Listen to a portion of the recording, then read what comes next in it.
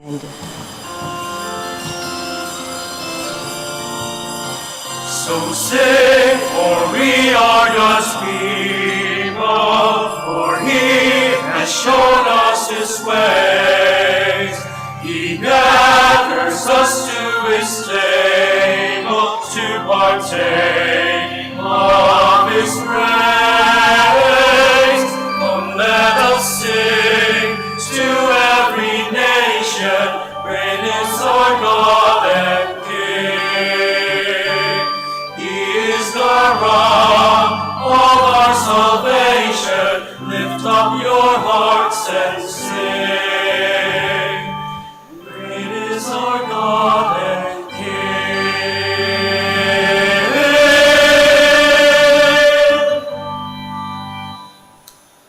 In the name of the Father, and of the Son, and of the Holy Spirit. Amen. The Lord be with you. and with your spirit. Good afternoon, my dear brothers and sisters, and welcome to the Minor Basilica of Our Lady of the Rosary of Manaoag. We are now on the 4th Sunday or week in Ordinary Time.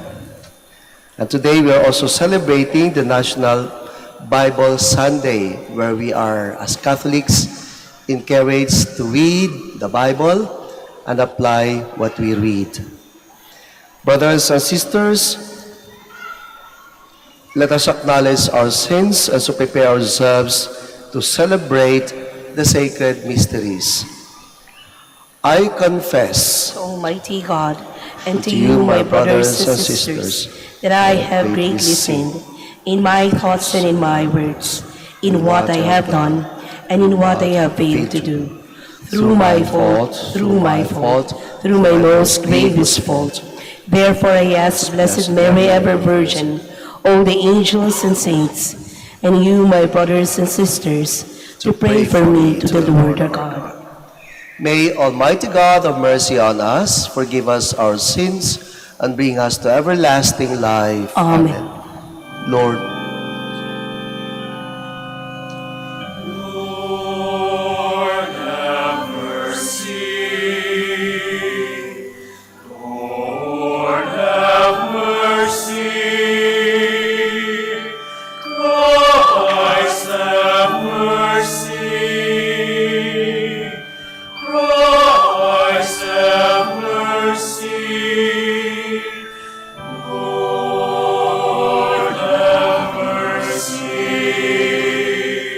Lord, have mercy.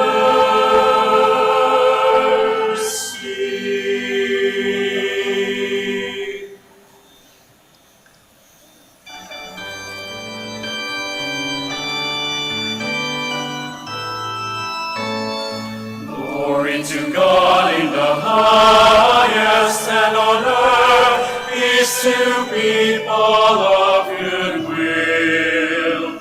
We praise you, we bless you, we adore you, we glorify you. We give you thanks for your great glory, Lord God, heavenly King, O God, Almighty Father. Lord Jesus Christ, only begotten Son, Lord God, Lamb of God, Son of the Father, you take away the sins of the world. Have mercy on us. You take away the sins of the world. Receive our prayer. You are seated at the right hand of the Father. Have mercy on us. For you alone are the Holy One. You alone are the Lord. You alone are the Most High Jesus Christ, with the Holy Spirit, in the glory of God the Father.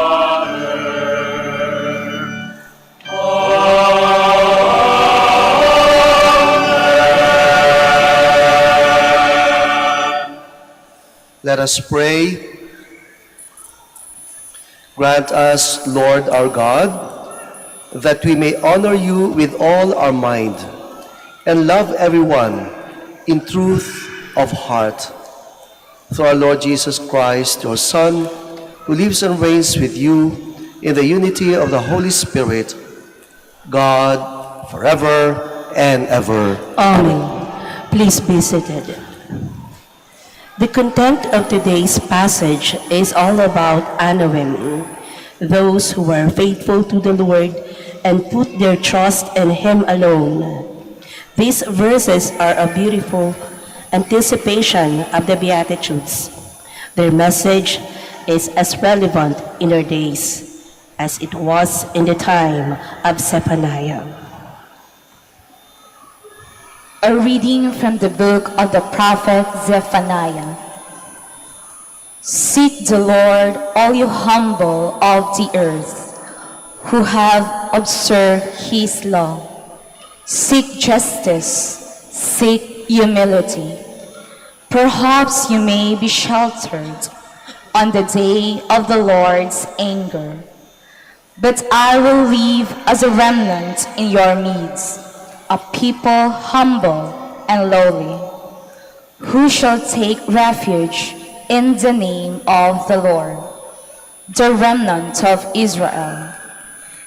They shall do no wrong and speak no lies, nor shall there be found in their mouths a deceitful tongue.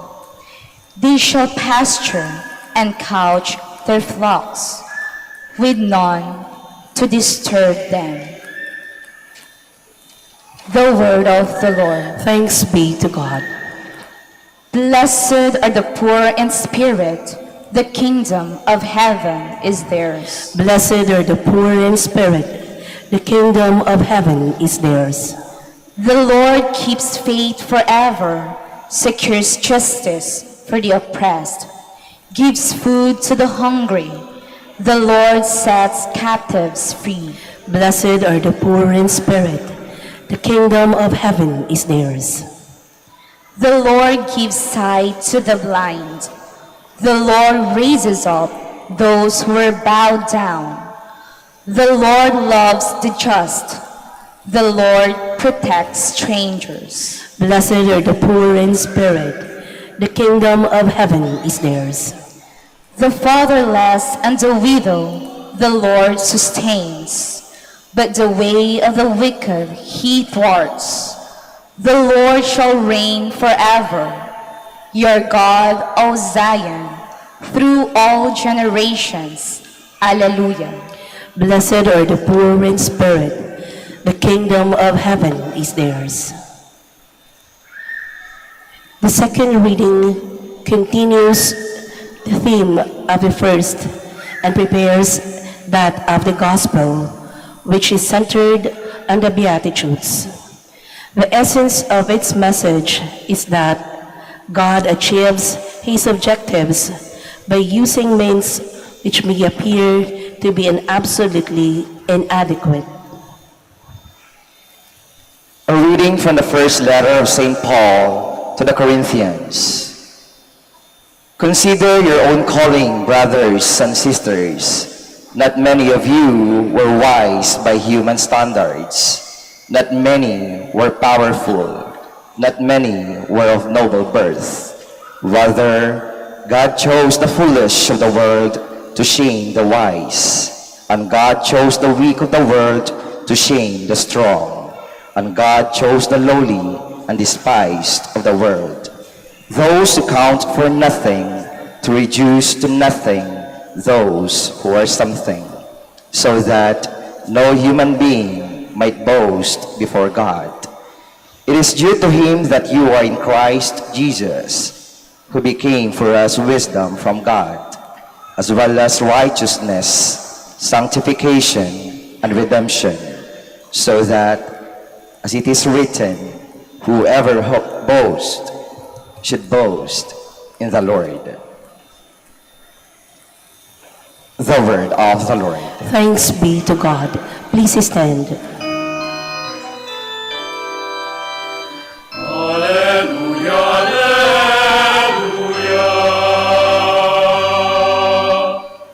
Rejoice and be glad, your reward will be great in heaven.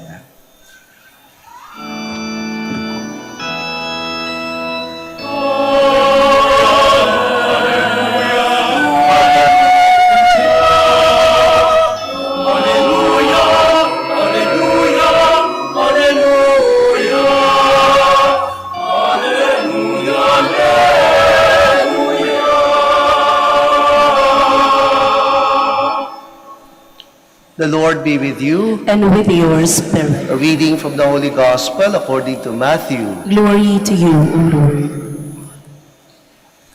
When Jesus saw the crowds, he went up the mountain, and after he had sat down, his disciples came to him. He began to teach them, saying, Blessed are the poor in spirit, for theirs is the kingdom of heaven. Blessed are they who mourn, for they will be comforted. Blessed are the meek, for they will inherit the land. Blessed are they who hunger and thirst for righteousness, for they will be satisfied. Blessed are the merciful, for they will be shown mercy. Blessed are the clean of heart, for they will see God. Blessed are the peacemakers, for they will be called children of God. Blessed are they who are persecuted for the sake of righteousness, for theirs is the kingdom of heaven. Blessed are you when they insult you and persecute you, and utter every kind of evil against you falsely because of me. Rejoice and be glad, for your reward will be great in heaven. Brothers and sisters, the Gospel of the Lord. Praise to you, Lord Jesus Christ. Please be seated. Once upon a time, noong unang panahon, matagal na nangyari sa isang malayong lugar, mayroong isang pamilya na nagkaroon ng kabayo. Di ko alam kung nakita na kayo ng kabayo. Nakita na ba kayo ng kabayo? Siguro yung iba, personally, hindi pa nakakita ng kabayo. Kung hindi pa kayo nakakita ng kabayo, tumingin kayo sa katabi nyo. At tanungin nyo lang yung katabi nyo, nakita ka na ba ng kabayo? Hindi yung pumukhang kabayo yan, mahaba lang yung muso niyan. At sabi ng mga kapitbahay, mga kakilala ng pamilyang ito, ang swerte naman ng pamilya nyo, may kabayo kayo. Sabi ng tatay ng pamilya, well, maswerte o hindi, Diyos lang nakakaalam. Nangyari lang. Isang araw, yung kabayo biglang nakatakas, nakawala. Sabi ng mga kapitbahay dun sa tatay, sa pamilya, ang malas nyo naman, kaya isa-isa nga lang yung kabayo nyo, nawala pa, nakatakas pa. Sabi ng tatay ng pamilya, malas o swerte, hindi ko alam. Nangyari lang. Diyos lang ang nakakaalam. Pakalipas ng 3 araw, bumalik yung kabayo. May kasama na ibang mga kabayo, wild horses. Kaya sabi ng mga kapitbahay doon sa pamilya, ang swerte nyo naman, yung isang kabayo, naging 10 na. Sabi ng tatay ng pamilya, swerte o malas, hindi ko alam, nangyari lang. Diyos lang ang nakakaalam. At dahil gusto ng pamilya na yung mga kabayo, wild horses, ay mapaamo, trinain nila, sinakyan. Alam niyo yung pinapaamo yung kabayo, may tali, lahat ginagawa nila. Pero yung kaisa-isang anak ng pamilya na lalaki, mga 8 years old, kasama sa pag-training, ay nahulog. Sa kasamang palad, yung bata ay nalumpo. Yung kabilang paa ay umiksi. Dahil sa pangyayari, sabi ng mga kapitbahay, ang malas nyo naman, yung anak ng kaisa-isa, lalaki pa, ay nahulog sa kabayo at lumpo na. Sabi ng tatay, swerte o malas, hindi ko alam, nangyari lang. Diyos lang ang nakakaalam. Pakalipas nilang taon, nung maging binata na yung bata, binatilyo na, nagkaroon ng gyera doon sa kanilang lugar, sa kanilang bansa. At dumating yung mga sundalo, nag-recruit ng mga kabataang lalaki na gagawing sundalo at dadalhin sa gyera. Pero na makita yung bata, nalumpo, may depekto ang paa, hindi ni-recruit yung bata. Kaya sabi ng mga kapitbahay doon sa pamilya, ang swerte nyo naman, hindi na-recruit, hindi naging sundalo yung anak nyo. Kasi sa totoo lang yung nangyari, lahat na na-recruit na naging sundalo ay hindi na nakabalik ng buhay. Lahat ay patay. Namatay sa gyera. Sabi ng tatay, swerte o malas, hindi ko alam. Nangyari lang. Diyos ang nakakaalam. Mga kaibigan, mga kapatid, tapos na po yung kwento. Tingnan nyo yung katabi nyo kung tulog pa ba o gising na. Kung nakatulog yan, ang swerte naman. Kung gising pa yan, baka maraming iniisip, lumulutang lang ang isip, nangyari lang. Tingnan nyo maigi, swerte ba yan o malas? Tanungin mo rin sarili mo, swerte ka ba o malas sa buhay? Mga kaibigan, mga kapatid, kung titingnan natin ang Ebanghelyo, hindi pinag-uusapan ang swerte o malas. Ang binanggit sa ating Ebanghelyo sa English, may translation na maganda. Blessed. Sa Tagalog, sa ibang translation, mapalad, mapapalad. Yung iba naman, pinagpapala. Sa English, happy or fortunate. Ang buhay po natin ay hindi swerte o malas. Ang buhay natin ay mapalad. Bakit po? Anong kaibahan? Pag sinabi nating swerte o malas, nagdidepende kung anong mangyayari sa atin.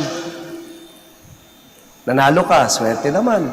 Nakapagtrabaho ka, swerte naman. Para bang lahat ay depende sa kapalaran. Fate. F-A-T-E. Subalit ang ating buhay ay nakadepende sa plano ng Diyos. Kaya kapag ang ating ginagawa ang buhay natin ay depende sa pagsunod sa kalooban ng Diyos, mapalad tayo. There is an active intervention from the Lord. We call that divine providence. Pero hindi lahat ay galing sa Diyos lang. Meron ding tinatawag na human collaboration. Kasama tayo. Kaya kung pakikinggan natin ang ating Beatitudes dito sa Ebanghelyo, hindi lang mapapalad na basta nangyari lang sa atin o sa tao, kundi meron ding nangyari tayong ginagawa. Halimbawa, simulan natin sa dulo ng 8 ito. Blessed are you when they insult you and persecute you and utter every kind of evil against you falsely because of me. Sa Tagalog, napakaganda. Mapapalad kayo kung kayo ay inaalipusta, inaalimura, nang may kasinungalingan dahil sa akin. Ibig sabihin, may ginagawa ka dahil sa Panginoon, kaya ikaw ay mapalad. Blessed are they who are persecuted for the sake of righteousness. Inaalipusta, inuusig, dahil gumagawa para sa kabutihan. Righteousness, meron tayong ginagawa. Ginagawa para sa Diyos. Kaya ang bida sa ating Beatitudes ay ang Panginoon, hindi tayo. At binibigay ang pagiging mapalad sapagkat ginagawa natin ang kanyang kalooban. At ibalik natin sa unang Beatitude. Napakaganda po. Dito kay Mateo, sinabi, blessed are the poor in spirit. Kay Lucas, blessed are the poor. Mapapalad ang mahihirap. E kapag kaganon, paano naman ang mayayaman? Kaya yung kay Mateo, para sa akin, ay improvement nung kay Lucas. Blessed are the poor in spirit. Napakaganda sa Tagalog. Mapapalad ang mga aba na walang inaasahan kundi ang Diyos. Ang haba ng translation, pero yun yung translation ng poor in spirit. Hindi po dahil sa pera. Hindi dahil sa kasyamanan, kundi sapagkat sila ay umaasa sa Diyos. Kaya kung ano yung status natin sa buhay, mga kaibigan, mga kapatid, kapag ka nasa atin ang Diyos, umaasa tayo sa Diyos, mapalad tayo. Tingnan nyo yung katabi nyo uli. Mayaman ba yan? Mapera ba yan? Kung ikaw ay mayaman, mag-ingat-ingat ka po. Baka utangan ka niyan. Mapalad ka. Kung mayaman ka o mahirap, pero sa lahat ng buhay mo, Diyos ang inaasahan. Saan ka mapunta? Sa mga nakarating ngayon, dito sa Basilica, medyo open na tayo, hindi lang medyo, wala na tayong social distancing.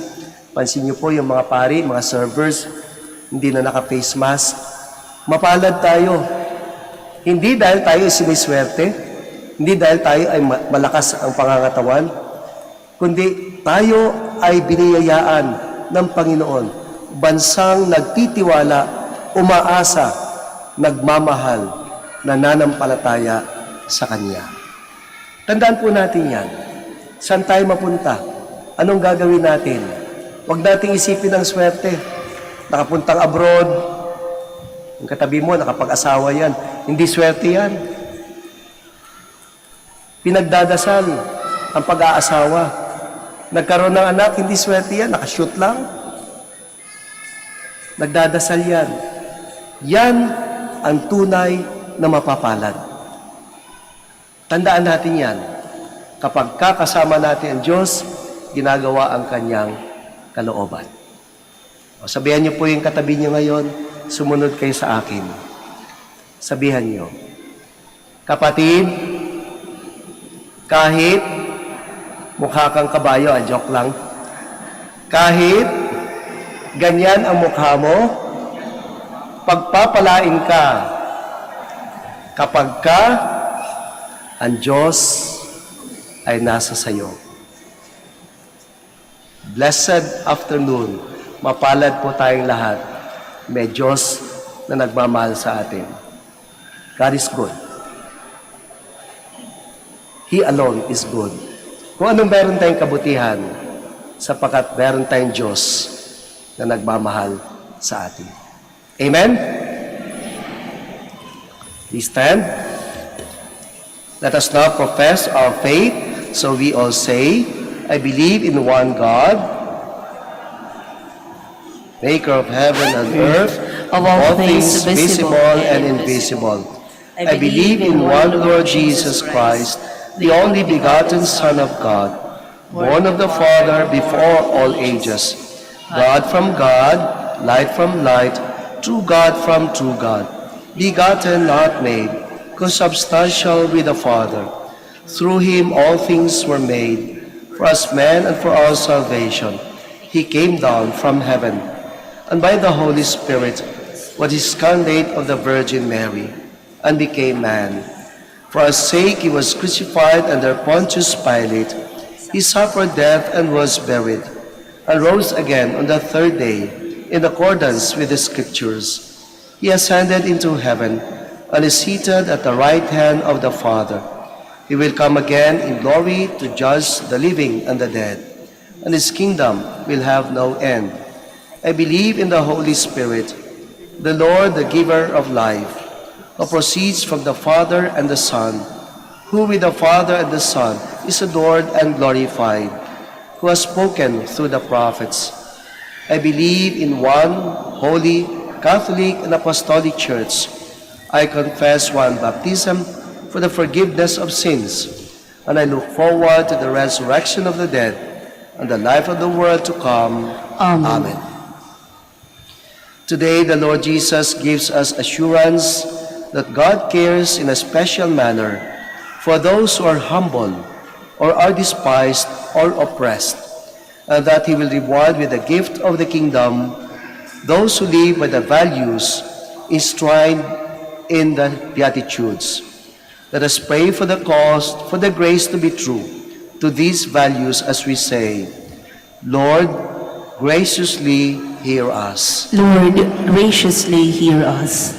Let the whole Church under the guidance of its leaders, may give a shining example of detachment from material goods and of the promotion of moral and spiritual values. Let us pray. Lord, graciously hear us. That those who mourn and those who suffer for justice's sake may find in Christian communities a source of encouragement and consolation. Let us pray. Lord, graciously hear us. That all those who promote peace in their environment may never be discouraged by the difficulties connected with such undertaking. Let us pray. Lord, graciously hear us. That the powerful and the bright may be merciful toward those who have no connections or resources, so that in turn they may experience God's mercy. Let us pray. Lord, graciously hear us. That the youth of the world, most especially those of our country, may treasure purity of heart in their thoughts, words, and actions. Let us pray. Lord, graciously hear us. That all of us may treasure the Word of God by reading it and applying it in our lives. Let us pray. Lord, graciously hear us. Let us pray in silence for our personal intentions.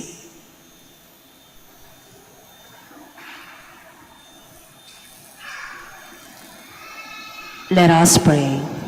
Lord, graciously hear us. Lord Jesus, you embody in yourself the values of the Beatitudes and their fulfillment.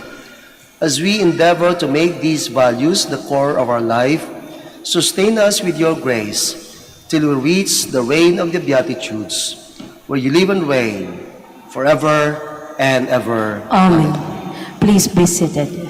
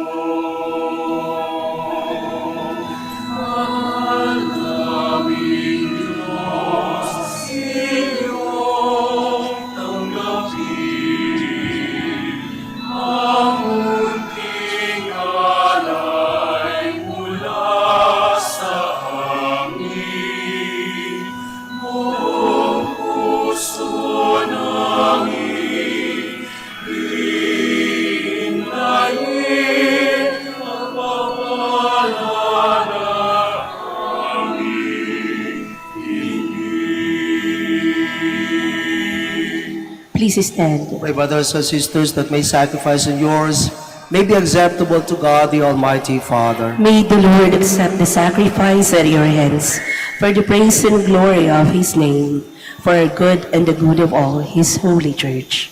O Lord, we bring to your altar these offerings of our service.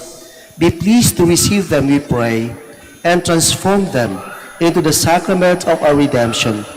Through Christ, our Lord. Amen. The Lord be with you. And with your spirit. Lift up your We hearts. lift them up to the Lord. Let us give thanks to the Lord our God. It is right and just. It is truly right and just, our duty and our salvation, always and everywhere to give you thanks.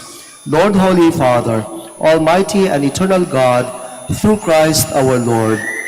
For by his birth, he brought renewal to humanity's fallen estate, and by his suffering, canceled out our sins.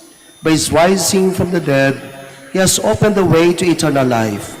And by ascending to you, O Father, he has unlocked the gates of heaven. And so with the company of angels and saints, we sing the hymn of your praise, as without end we acclaim.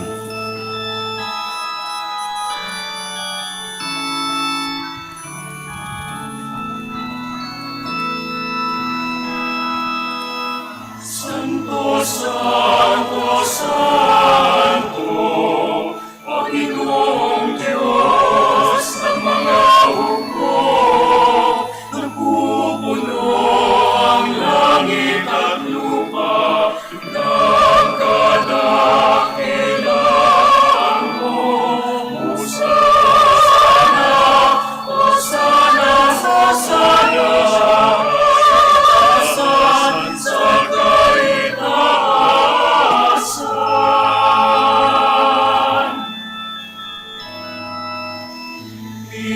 Pinagpalang naparirito sa ngalan ng Panginoon. Hosana, Hosana, Hosana, Taasan sa kaitaasan, sa kaitaasan.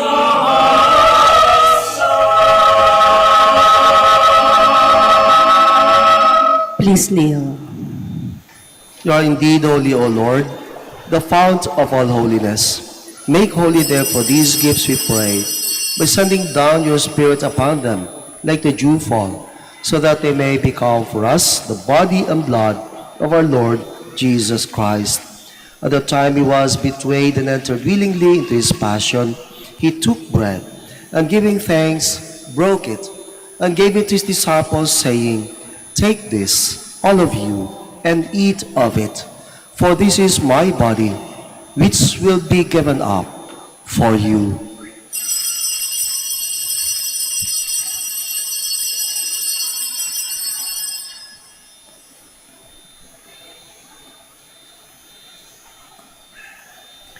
In a similar way, when supper was ended, he took the chalice, and once more giving thanks, he gave it to his disciples, saying, "Take this, all of you, and drink from it, for this is the chalice of my blood, the blood of the new and eternal covenant, which will be poured out for you and for many for the forgiveness of sins.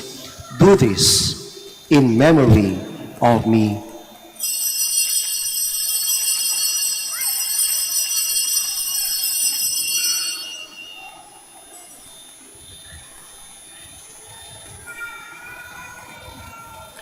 The mystery of faith. Aming ipinahayag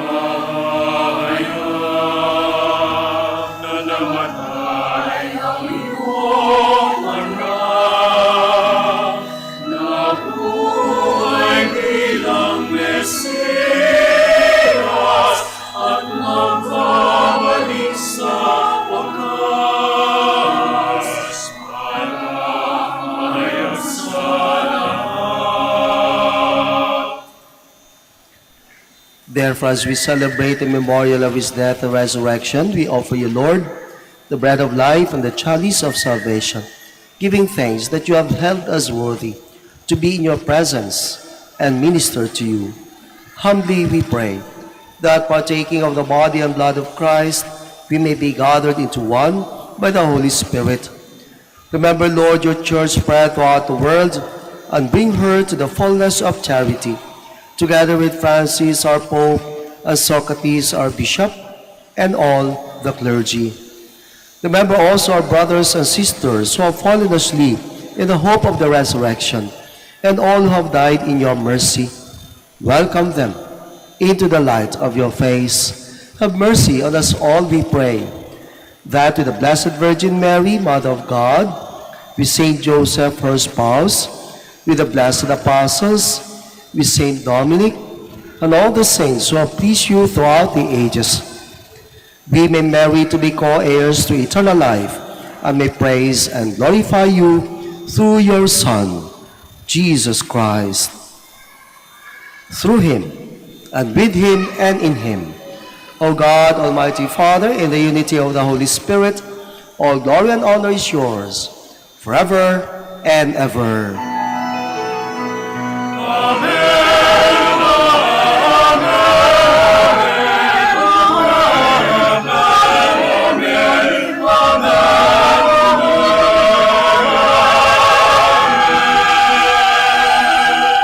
Please stand. At the Savior's command and formed by divine teaching, we dare to say,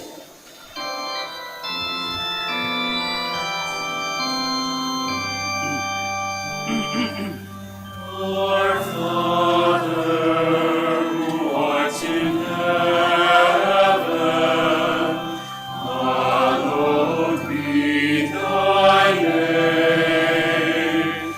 Thy kingdom come, thy will be done on earth as it is in heaven. Give us this day our daily bread, and forgive us our trespasses, as we forgive those who trespass against us. And lead us not into temptation, but deliver us from evil. deliver us, Lord, we pray, from every evil. Graciously grant peace in our days, that by the help of your mercy, we may be always free from sin and safe from all distress, as we await the blessed hope of the coming of our Savior, Jesus Christ. For the kingdom, the power, and the glory are yours, now and forever.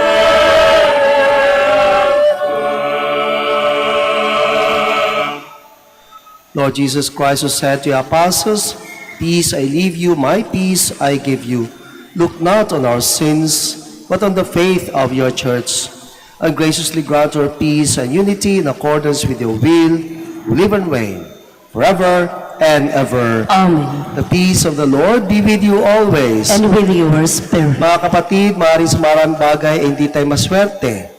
Hindi maswerte sa pag-ibig, sa trabaho, sa kalusugan. Pero tandaan natin, may Diyos na laging nagmamahal sa atin, at dahil dyan tayo pinagpapala at may dahilan tayong umiti. Bigyan natin ng magandang ngiti yung ating mga katabi bilang tanda ng kapayapaan. Peace be with you. Peace.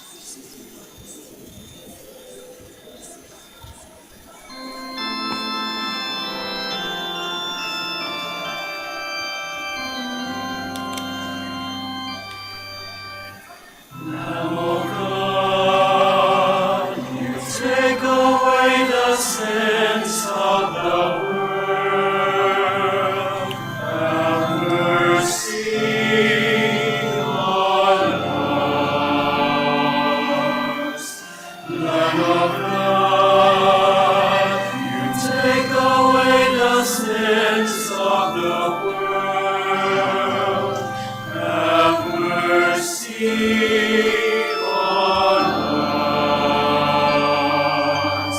Lamb of God, you take away the sins of the world. Oh, grant us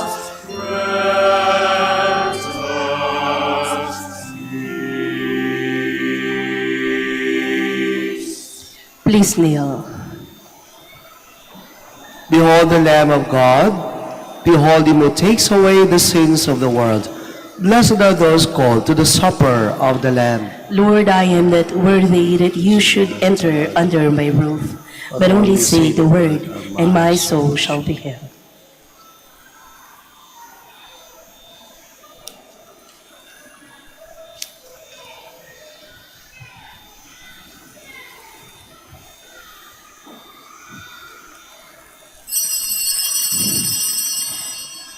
Paalaala po sa lahat, sa inyong pagtanggap ng komunyon, bago po humarap, pakibaba na po ang face mask.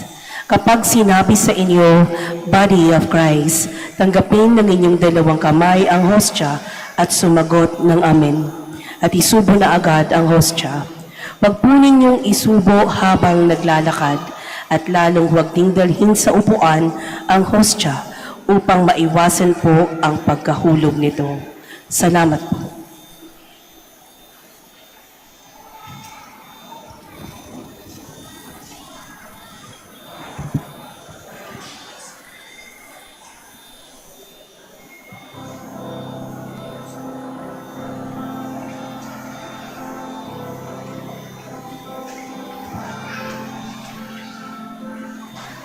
Behind our restless search for greater meaning and answers to our deepest questioning, beneath relentless faith, boundless hope, surrendering love. Behind our trust that all things will be better, that peace will reign and mercy will prevail. Deep in our hearts, in our souls, in all we are, dwells God, eternal God, self-giving God, all powerful love,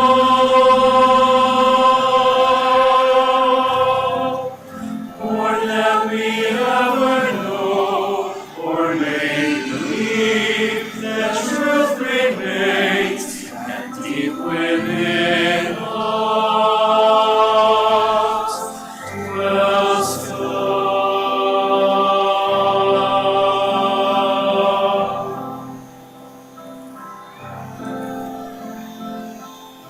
Behind the deep regret for all our failings and hunger for the pardon of our sins, beneath our restless shame, desire to rise from them again.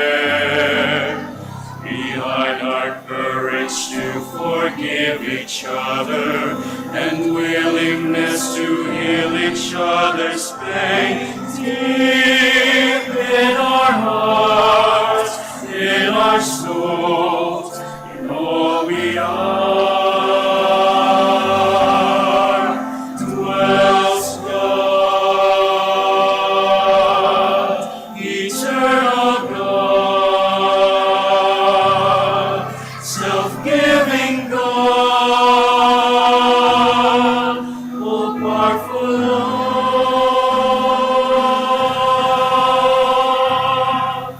more than we ever know or may believe, that truth remains, that deep within us dwells God.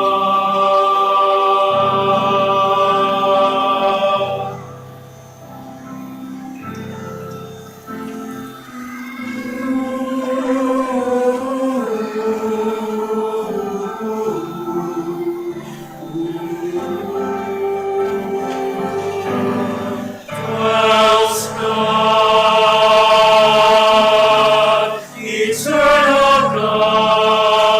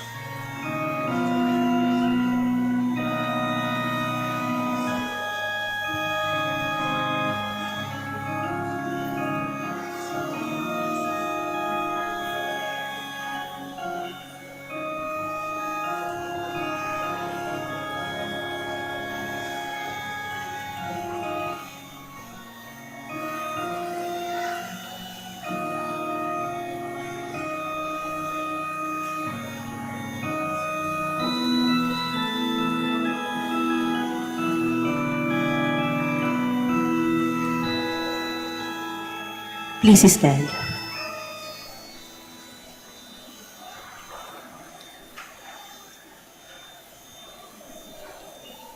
Litany of gratitude after the COVID pandemic. Let us approach the Lord who makes all things new for all the blessings and graces we received during the COVID pandemic. Let us say together, thanks be to God. Thanks be to God for reminding us of the fragility of life and opening our minds to what is really essential. Let us thank the Lord.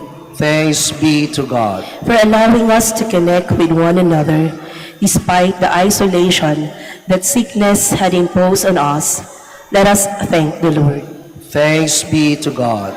For the heroic kindness of those who provided us with scientific, social, and spiritual help, and for the gift of newly discovered vaccines. Let us thank the Lord. Thanks be to God. For the gift of assuring presence when we were anxious and depressed during the pandemic. Let us thank the Lord. Thanks be to God.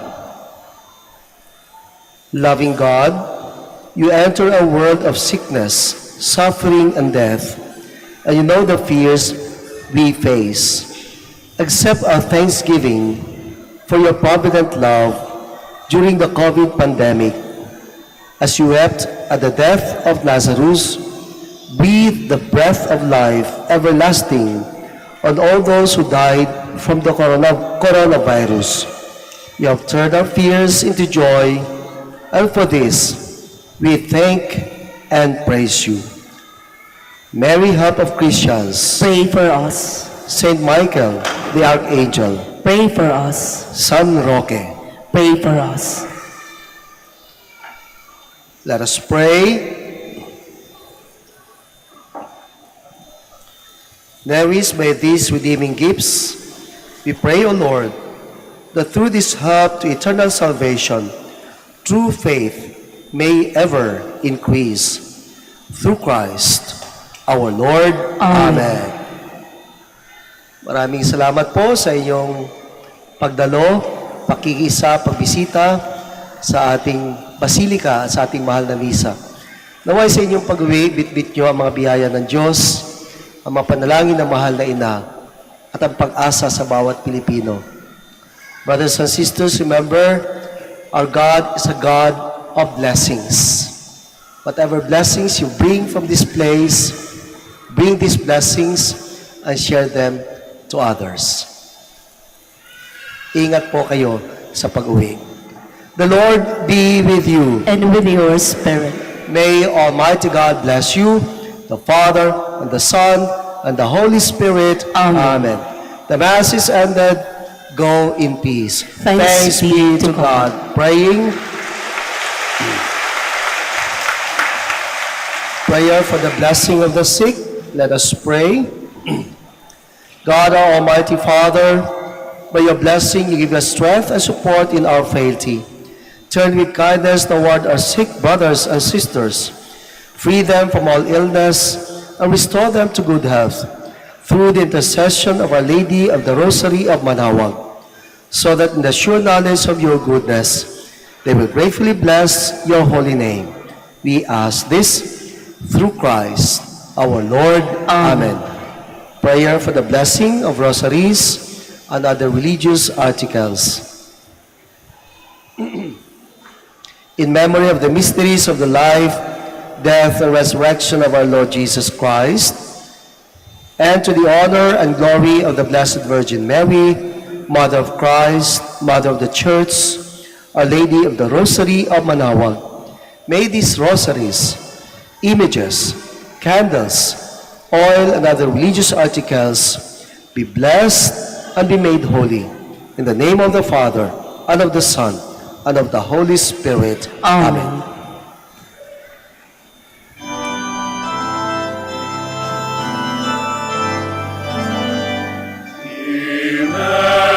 Immaculate Mother, we come at thy call, and low at thy altar before